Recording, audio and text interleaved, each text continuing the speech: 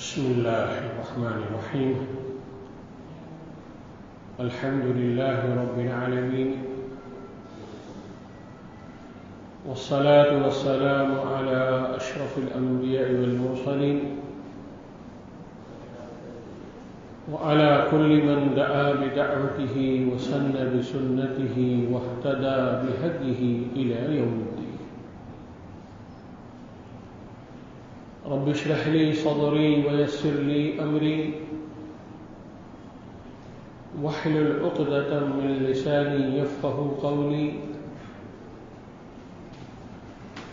سبحانك لا علم لنا إلا ما علمتنا إنك أنت العليم الحكيم.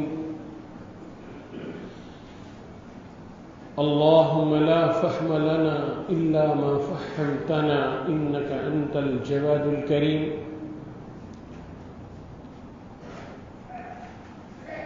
يا معلم إبراهيم علمنا، ويا مفهم سليمان فهمنا. اللهم علمنا ما ينفعنا وانفعنا بما علمتنا.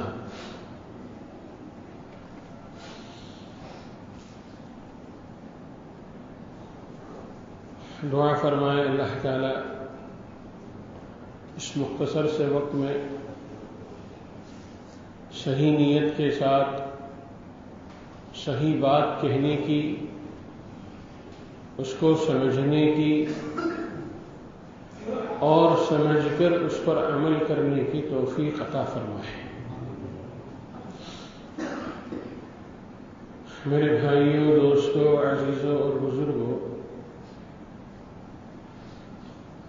گزشتہ 2 ہفتوں سے یہ بات عرض کی جا رہی ہے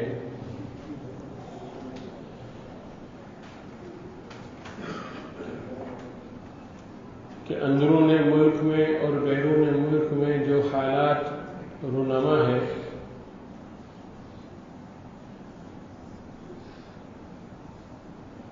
اور ہر طرف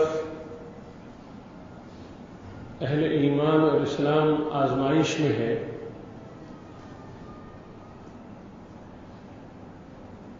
تو ہمیں اپنی زندگی کا کیا لاہ عمل بنانا چاہیے،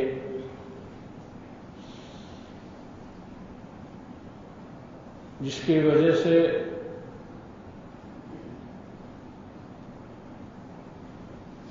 ہماری بھی حفاظت ہو اور اللہ تعالیٰ اسلام کو دوبارہ غالب فرما دے. 3 باتیں پچھلی مرتبہ عرض کی گئی تھی.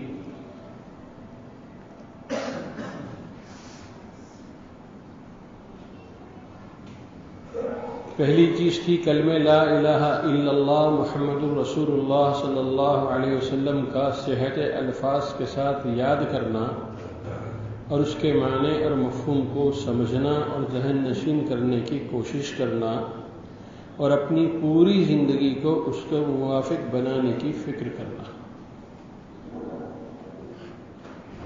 ضرورت بھر تشریح کی جا چکی ہے. اور دوسری بات عرض کی گئی تھی کہ نماز کا پابند ہونا، اس کے آداب اور شرائط کا لحاظ رکھتے ہوئے خشوع اور خضوع کے ساتھ ادا کرنا، اور ہر رکن میں خداوند کریم کی عظمت و بزرگی اور اپنی بندگی اور بیچارگی کا دھیان کرنا. یہ بہت اہم پہلو ہے کہ نماز پڑھتے وقت ہمارا دھیان کیا ہو. ایک طرف تو ہمیں اللہ کی عظمت، اس کی بڑائی، اس کی بزرگی کا دھیان ہو کہ ہم اسی کے سامنے جھک رہے ہیں، اور دوسری طرف اپنی بندگی، اپنی کم مائگی کا احساس ہو کہ ہم صرف اللہ کے بندے ہیں، اس کے زیادہ ہماری کوئی حیثیت نہیں ہے.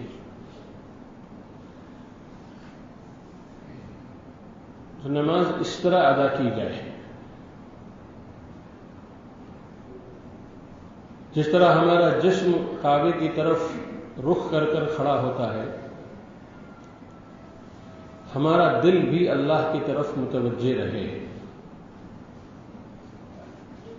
صرف جسم کی حاضری کافی نہیں ہے بلکہ دل کی حاضری اصل ہے.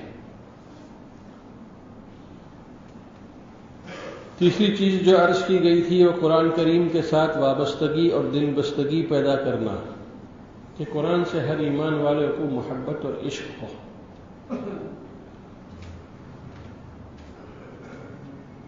اس کو وہ اپنے اللہ کا کلام سمجھ کر اس کی عظمت کرے، اللہ کا نام سمجھ کر اس کی عظمت کرے. اس لیے کہ حدیث میں آتا ہے کہ کل قیامت کے دن اللہ تعالیٰ اس بندے کو نجات عطا فرما دیں گے جس کی سفارش قرآن کرے گا.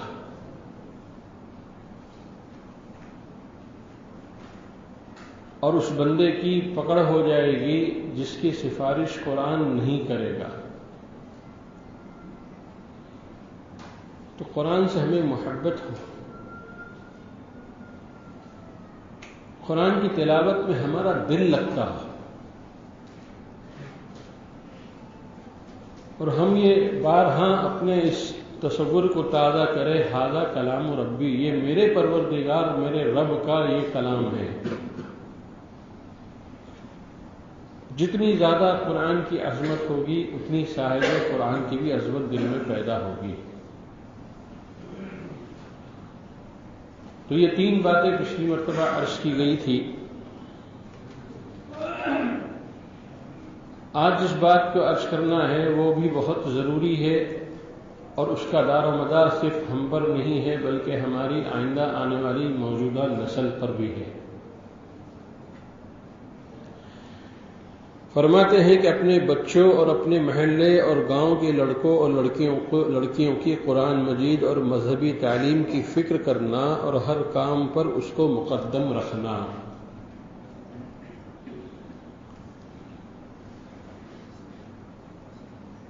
ہمیں چاہیے کہ ہم اس کی بات کی کوشش کریں کہ ہمارا بچہ جو ہے صحیح قرآن پڑھ لے،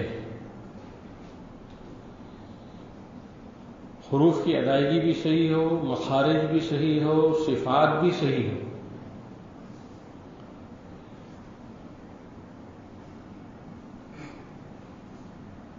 ایک بچہ ایک مدرسے میں پڑھتا تھا، چھٹیوں میں گھر گیا،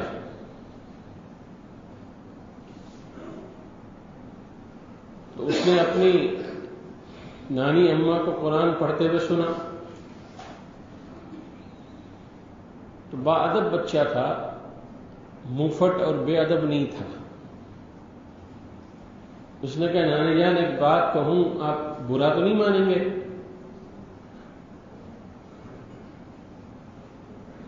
نہیں بیٹا کہو. لیکن آپ قرآن کتنے سالوں سے پڑھ رہی ہیں؟ نانی جان نے کہا کہ 30-40 سال تو ہو ہی گئے ہیں مجھے قرآن پڑھتے پڑھتے. فرمایا نانی جان آپ جو قرآن پڑھ رہی ہے کیا آپ نے کبھی سیکھا اس کو کسی سے؟ بیٹا بچپن میں ہمارے گھر کے جو ہے محلے میں ایک مولوی صاحب آتے تھے، ان مولوی صاحب نے پڑھا دیا تھا، بس انہی کے پاس سیکھا تھا، اس کے بعد کبھی سیکھنے کا موقع نہیں ملا.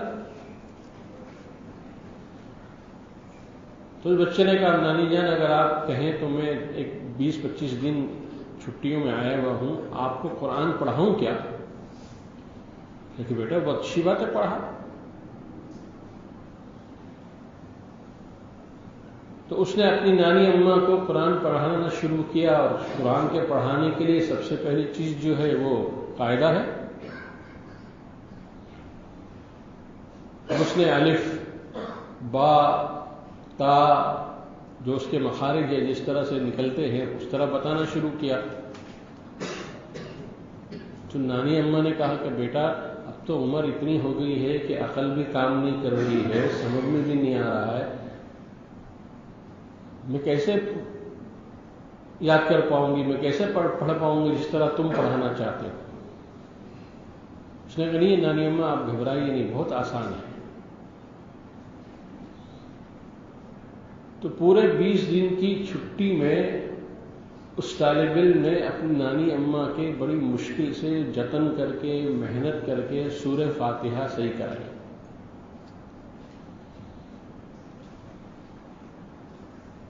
آج بھی ہم اس کا جائزہ لیتے رہتے ہیں کہ ہمارے کتنی بڑی عمر کے لوگ ہیں جن کا قرآن صحیح نہیں ہے. اللہ جزائے خیر دے ہمارے دعوت کے ساتھیوں کو جب وہ قرآن کا حلقہ لگاتے ہیں اور 3-4 آدمی کے بیچ میں کسی سمجھ بوجھ والے جانکار آدمی کو بٹھاتے ہیں قرآن سننے کے لیے، تو وہ حیرت زدہ ہو جاتے ہیں کہ اس اللہ کے بندے کا قرآن ابھی تک صحیح نہیں ہے.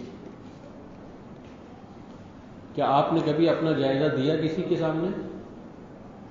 کسی کو آپ نے کم از کم اتنا تو کر لو نا کہ سورہ فاتحہ اور وہ 10 صورتیں جس کو آپ زندگی بھر پڑھتے چلے آ رہے ہو نمازوں میں، کبھی آپ نے کوئی اور صورت سیکھنے کی کوشش بھی نہیں کی.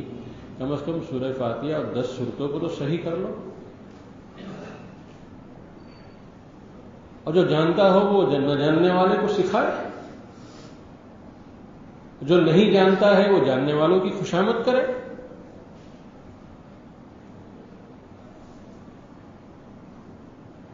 نئے کورس وجود میں آتے ہیں جس میں طالب علم کو جو ہے بہت سی زبانیں سیکھنی پڑتی ہے.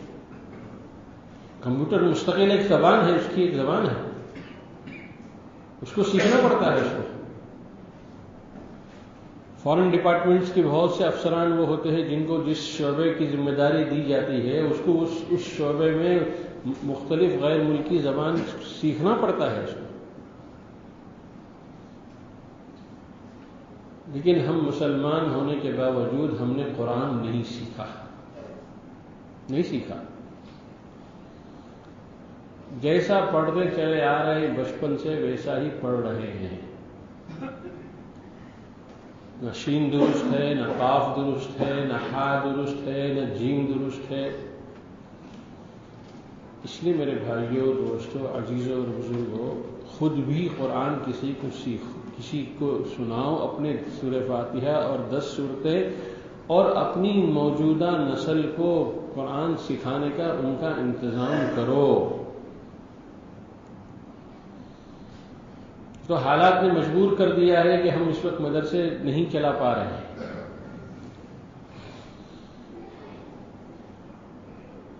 جس کی وجہ سے جو کچھ پڑھا ہوا تھا وہ بھی سب ختم ہو گیا. لیکن آپ کو تو اس کی فکر ہونی چاہیے نا. آپ تو کوئی راستہ نکالیے. ہمارے کئی مکتب چلتے ہیں، کئی دنوں تک مدرسے بند رہے، اور بارہا پیرنٹس کی طرف سے، ان کے طرف سے جو ہے یہ درخواست آتی رہی کہ مولانا اگر اتنے دن تک قرآن بند رہے گا، مدرسہ بند رہے گا، تو ہمارے بچے تو جو کچھ پڑھے وہ سب بھول جائیں گے. پھر ہم نے اساتذہ کو بٹھایا اور ان سے مشورہ کیا کہ کیا ترکیب ہو کہ قانون بھی نہ ٹوٹے اور ہمارا کام بھی نکل جائے. تو مشورے میں یہ طے ہوا کہ نورانی قاعدے میں چونکہ بچوں کی عمر چھوٹی ہوتی ہے ان کو تو نہ بلایا جائے. اما پارا اور قرآن کے جو طالب علم ہیں ان کو بلایا جائے، اور ہر استاد کے پاس ایک وقت میں پونا گھنٹے کے لیے صرف 5 بچے آئے. بس صرف 5 کی اجازت ہے. اور 5 بچے آئے وہ چلے جائے، اس کے بعد اگلے 5 آئے. تو الحمدللہ جس مکتب میں 180 بچے ہیں، تقریباً 120 بچوں کی تعلیم کا نظام 5 کر کے تینوں وقتوں میں قائم ہو گیا. تو ہمیں بھی تو فکر ہونی چاہیے نا کہ بھی ہمارے بچے پڑھیں، قرآن سیکھیں. اس لیے فرما رہے ہیں کہ اپنے بچوں اور اپنے محلے اور گاؤں کے لڑکوں اور لڑکیوں کی قرآن مجید اور مذہبی تعلیم کی فکر کرنا اور ہر کام پر اس کو مقدم رکھنا. کرناٹک کے بعض صوبوں میں ہمارا سفر ہوا.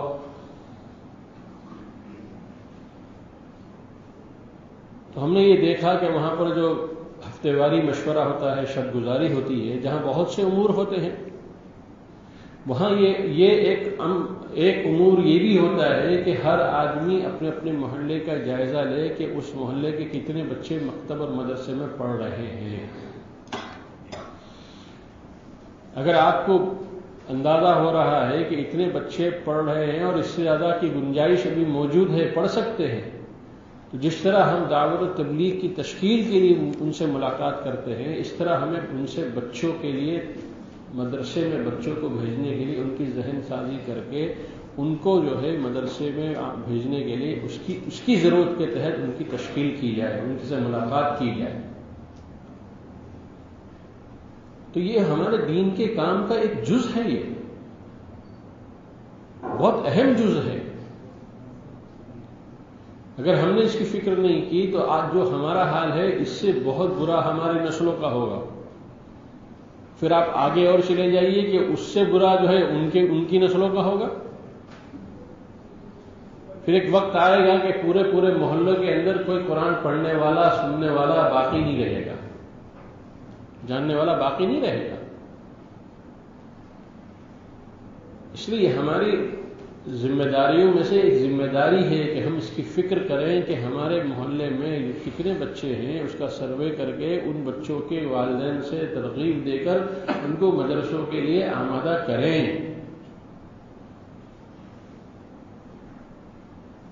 تاکہ جو ہے بچے ہمارے صرف قرآن ہی نہیں سیکھتے ہیں، بلکہ ہمارے بچے دینیات سیکھتے ہیں، اللہ و رسول کی سیرت سیکھتے ہیں۔ اس کے علاوہ اردو انگلش سکھایا جاتا ہے، اردو لکھنا سکھایا جاتا ہے۔ یہ سب ساری ذمہ داریاں ہیں جو ایک مکتب کے اندر ادا کی جاتی ہے، اور اس کے لیے جو ہے ہم کو آپ کو اس کی فکر کرنی چاہیے کہ بھئی کرو گے انشاءاللہ۔ اگر یہ فکر شروع ہو گئی تو ہم بھی جو ہم نے جو ان مکاتب کی طرح جس کو ہم نے ابھی مشورے سے طے کیا ہے، یہاں بھی ہم شروع کر سکتے ہیں کہ ایک وقت میں 5 بچے آئے اور وہ 5 بچے پڑھائے چلے جائیں، پھر 5 آ جائے، کچھ تو تعداد کور کی جائے گی۔ اس لیے میرے دوستوں بزرگوں، اپنے بچوں اور بچیوں کو اور اپنی آئندہ والی نسلوں کو اللہ کا کلام پڑھائیے۔ اس کے بعد اگلی چیز فرماتے ہیں کہ کچھ وقت یاد الہی اور ذکر و فکر میں گزارنا۔ ایک وقت ہو میرے دوستوں جس میں ہم یکسو ہو جائیں، نہ کوئی کال بیل ہو، نہ کوئی ٹیلی فون کی گھنٹیاں ہو، نہ ہٹو بٹو کا جو ہے شور ہو، نہ جو ہے کسی کا اپائنٹمنٹ ہو۔ ہم طے کر لیں کہ ایک وقت جو ہے ہم اپنے اللہ کو اپنا اپائنٹمنٹ دیتے ہیں۔ آپ 15 منٹ دے دیجیے، آدھا گھنٹہ دے دیجیے۔ آپ ہی کے بمبئی شہر کے ایک منسٹر ہے، اس وقت وہ ابھی کیبنٹ میں نہیں ہے، پہلے جس وقت کیبنٹ میں تھے وہ، تو ایک اللہ والے سے ان کا تعلق تھا، تو وہ اس طرف سے ان کا گزر ہوا، تو انہوں نے سوچا اتنی دور آ ہی گیا ہوں، ان سے ملاقات کر لوں۔ فجر کے بعد کا تقریباً اشراق کے قریب کا وقت تھا۔ وہ گھر پہنچ کر انہوں نے جو دربان تھا ان سے اطلاع کروائی کہ آپ آ جائیں، آپ ٹھہریے، میں اندر بات کر کے معلوم کرتا ہوں۔ وہ اندر گئے، پہلے تو اس نے دروازے پہ روک دیا، اس دربان نے، سیکورٹی نے دروازے پہ روک دیا کہ نہیں صاحب، اس وقت صاحب کے ملنے کا وقت نہیں ہے، آپ اندر نہیں جا سکتے۔ نہیں تم جا کر ہمارا نام تو بتاؤ۔ بولے نہیں، مجھے ڈانٹ پڑ جائے گی کہ ہم نے منع کیا تھا کسی کو اندر آنے مت دینا، تم کیسے اندر آ گئے؟ بھائی تم بات کرو، جا کے بات کرو، اگر تم نے مجھ کو خالی ہاتھ واپس کر دیا تو تم ڈبل ڈانٹ کھاؤ گے۔ وہ بھی سوچا کہ بہتر نہیں، کون صاحب ہے یہ؟ وہ اندر گیا بڑے ڈرتے ڈرتے، اس نے کہا کہ فلاں صاحب آئے ہیں۔ تو وہ دم سے مسلح پہ سے اٹھ کھڑے ہوئے، بھاگتے ننگے پیر جو ہے باہر آئے اور اندر لے گئے۔ اب سیکورٹی نے بھی سوچا کہ بھائی شاید کوئی بہت بڑا وی آئی پی ہوگا، تو انہوں نے پوچھا تم کیا کر رہے تھے؟ تو اس منسٹر صاحب نے یوں کہا کہ حضرت میں نے فجر کی نماز کے بعد سے لے کر اشراق تک کا وقت اپنے اللہ کو دے دیا ہے. کس کو دیا ہے بھائی؟ کیونکہ منسٹر کے پاس ہم سے زیادہ کام ہوتا ہے، ہم سے کم ہوتا ہے؟ ارے بول رہے ہیں کتنی مشغولیت ہوتی ہے اس کو. لیکن ساری مشغولیت کے ساتھ ساتھ اس نے یوں کہا کہ جو ہے میں نے اپنے فجر کی بات سے لے کر اشراق تک کا وقت اپنے اللہ کو دے دیا ہے. کیا کرتے ہو؟ اور میں پہلے تو آدھا پارہ تلاوت کرتا ہوں، پھر تسبیحات پڑھتا ہوں، اس کے بعد 15 سے 20 منٹ دعا کرتا ہوں. تو آپ سوچو دوستو بزرگ، انتہائی مشغول ترین آدمی جب یہ کر سکتا ہے تو ہما شما کیوں نہیں کر سکتا؟ ہم اور آپ کیوں نہیں کر سکتے؟ کوئی جواز ہے ہمارے لیے؟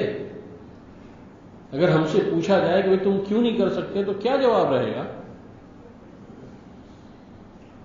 اس لیے اپنے اللہ کو ایک وقت دو، اور سب سے آسان وقت فجر بعد کا ہے، اس میں کوئی مشغولیت نہیں ہوتی. اشراق تک اپنے آپ کو پابند کرو جاگنے کا، اور اس میں وقت دو تاکہ جو ہے کچھ وقت نکل جائے جس میں جو ہے ہم اپنے اللہ کے ساتھ بالکل خالص ہوں، کوئی مخلوق اس میں انٹرفیئر نہ کرے. آپ کر کے تو دیکھیے دوستو بزرگوں، ایسا روحانی سکون آپ کو نصیب ہوگا اور ایسی خوشی نصیب ہوگی کہ ہزاروں لاکھوں روپے خرچ کر کے بھی وہ خوشیاں نہیں مل سکتی ہے، وہ سکون نہیں مل سکتا ہے جو اللہ کے نام کے اندر اللہ نے سکون رکھا ہے. کہ بھئی کرو گے؟ ذرا کون کون کرے گا ہاتھ تو اٹھاؤ. میں بھی اٹھاتا ہوں. ماشاءاللہ سلیمان والے ان کو بہت اچھا بیوقوف سمجھتا ہے. ہاتھ تو سب اٹھاتے ہیں لیکن کرتا ورتا اللہ ماشاءاللہ کون ہے؟ ہم بھی خوش ہو جاتے ہیں آپ کے ہاتھ اٹھانے سے، سمجھے کہ نہیں؟ ہمارا بھی دل خوش ہو جاتا ہے کہ وہاں صاحب اتنے بڑے لوگوں نے، اتنے سارے لوگوں نے ہاتھ اٹھایا، پھر ہم کو جو ہے اطمینان ہو جاتا ہے. اب آخری چیز، یہ ہمارے معاشرے کی ریڑھ کی ہڈی ہے دوستوں. بڑا بگاڑ ہمارے اندر جو آیا ہے وہ اس چیز کے نہ ہونے کی وجہ سے آیا ہے. وہ کیا ہے؟ ہر مسلمان کو اپنا بھائی سمجھنا اور اس کے ساتھ ہمدردی اور غم گزاری کا برتاؤ کرنا، صفت اسلام کی وجہ سے اس کا ادب اور احترام کرنا، ایسی باتوں سے بچنا جو کسی مسلمان بھائی کی تکلیف اور اذیت کا باعث ہو. کیوں بھائی؟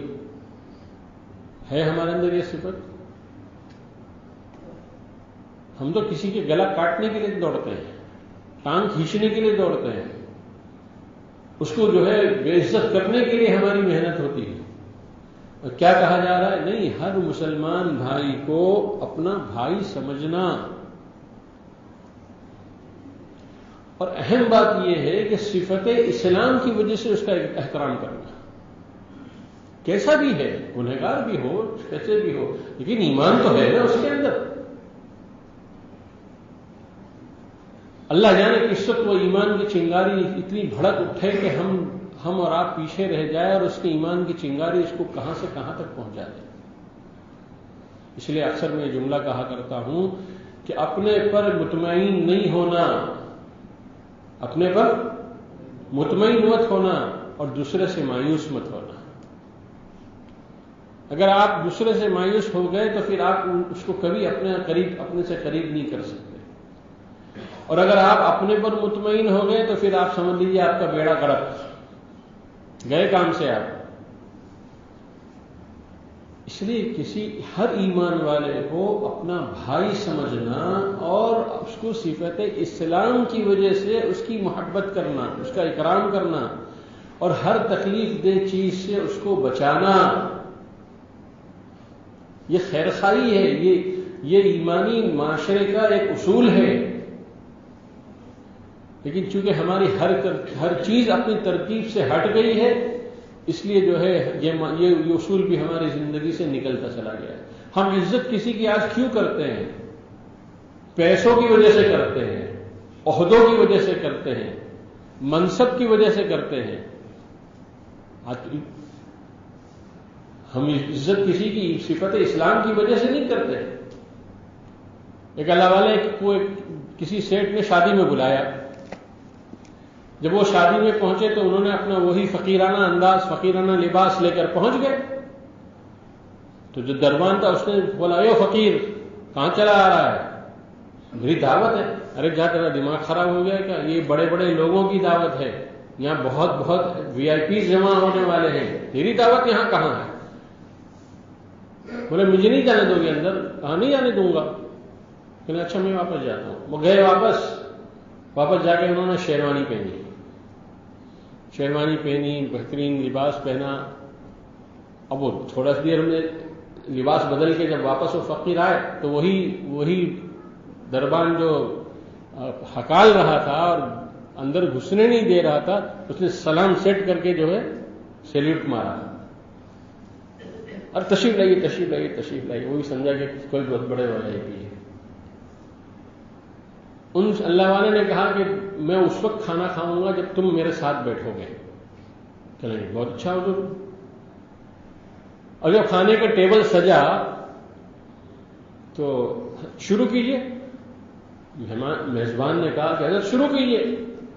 تو انہوں نے بریانی اٹھائی، اس جیب میں ڈالی، روٹی اٹھائی، اس جیب میں ڈالی، کباب اٹھایا، اس جیب میں ڈالا. اب وہ پریشان کہ یہ کیا ہو، یہ کیا کر رہے ہیں آپ، یہ کیا کر رہے ہیں آپ؟ ارے آپ کھانا کھانے کے لیے کہا، آپ تو جیب بھر رہے. کہ سنو، میں جب شروع میں آیا تھا تو اپنے فقیرانہ لباس میں آیا تھا تو مجھے اندر گھسنے نہیں دیا. اب میں شیروانی پہن کر آیا ہوں تو مجھ کو بڑا اکرام کیا جا رہا ہے. تو فرمایا میرا اکرام نہیں کر رہے تم لوگ، میرے کپڑوں کا اکرام کر رہے ہیں. آج مجھ کو جو پوچھ رہے ہو اور مجھ کو جو سلام ٹھوک رہے ہو، یہ میرے کپڑوں کی وجہ سے ہے. میں تو وہی فقیر ہوں جو پہلے تھا اور اب آیا ہوں. لباس کے بدلنے سے تمہاری نگاہیں بدل گئی کہ بھئی یہ ہے کہ نہیں ہمارے معاشرے میں. آپ کے گھر کے سامنے کوئی مرسیڈیز سے اترے گا تو آپ کی نگاہ بدل جائے گی، اور کوئی رکشے سے اترے گا، بہت آتے ہیں بہت جاتے ہیں، اور کوئی مرسیڈیز سے اترے گا تو آپ بھی بڑا غور سے جو ہے چشمہ آگے پیچھے صحیح کر کے دیکھیں گے بھائی کون آ گیا ہمارے دروازے پر اتنا بڑا وی آئی پی. اللہ کے بندو، اپنے مسلمان بھائی کو صفت اسلام کی وجہ سے اس کی عظمت کرو، مال کی بنیاد پر مت کرو، عہدوں اور منصب کی بنیاد پر مت کرو. اس لیے یہ جتنی چیزیں ہیں یہ سب چھوٹ جائیں گی، کچھ ساتھ نہیں جائے گا تو صرف ایمان ساتھ جائے گا. اسی ایمان کی بنیاد پر اپنے بھائیوں سے محبت رکھو اور اس کی عظمت کرو. اور نگاہیں ہم جو ہے کالا چشمہ پہن کر بیٹھ گئے ہیں، اس لیے ہم کو کچھ صاف نظر نہیں آ رہا. اللہ تعالیٰ جو بات میں نے صحیح کہی ہو عمل کی توفیق عطا فرمائے، جو بات غلط ہو اللہ اس کو معاف فرمائے. وآخر دعوانا ان الحمد للہ رب العالمین.